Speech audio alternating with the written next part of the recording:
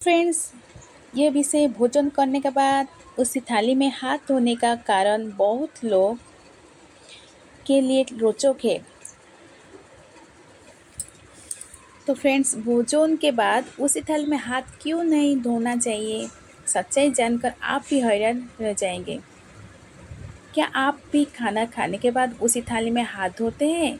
अगर हाँ, तो सावधान हो जाइए, क्योंकि ये छोटी सी आदत आपके स्वास्थ्य और भाग्य दोनों पर असर डाल सकती है। हमारे बुजुर्ग हमेशा कहते थे, थाली में कभी हाथ मत धोना। पहले तो हमें यह सिर्फ अंधविश्वास लगता था, लेकिन इसके पीछे वैज्ञानिक और धार्मिक दोनों कारण छिपे हैं। वैज्ञानिक कारण क्या है? खाना खाने के बाद जब आप थाली में हाथ धोते हैं, तो थाली में बचा हुआ तेल, मसाला और बैक्टीरिया पानी के साथ मिलकर थाली के हर हिस्से में फैल जाती है। इससे सफाई के बजाय संक्रमण का खतरा बढ़ जाता है और थाली को ठीक से धोने पर भी बदबू रह सकता है। धार्मिक और सांस्कृतिक कारण क्या है? ना भारतीय परंपरा के अनुसार भोजन को अन्न देवता कहा गया है। थाली में हाथ धोना अन्न का अपमान माना जाता है। इसमें घर में नकारात्मक ऊर्जा और असमृद्धि आने का संभावना बताई गई है। इसीलिए कहा गया है, पहले भोजन समाप्त करिए, थाली अलग रखिए और फिर अपने हाथ किसी कटोरी या सिंक में धोएं। तो अगली बार जब आप खाना खाएं तो ध्यान रखें, थाली में हाथ मत धोएं।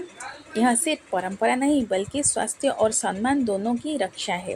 कहते हैं ना, छोटी छोटी आदतें ही बड़ी सभ्यता का परिचय देती है। एक साधु थे जो तपस्या में लीन रहते थे। एक दिन एक राजा ने उन्हें भोजन के लिए अपने महल में आमंत्रित किया। राजा ने प्रेम से भोजन परोसा। थाली में तरह तरह के व्यंजन, सुगंधित घी और पवित्र जल। भोजन समाप्त करने के बाद साधु ने जैसे ही उसी थाली में हाथ धोया, अचानक थाली से एक हल्की सी ध्वनि आई, जैसे कोई दुखी हो गया हो। राजा चकित रह गया। साधु मुस्कुराए और बोले, राजन, यह थाली अन्न देवता का प्रतीक है। तुम्हारे अन्न में ब्रह्मा का वास होता है।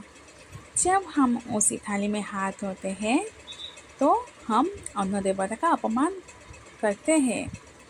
तो साधु ने आगे कहा, अन्न हमें जीवन देता है।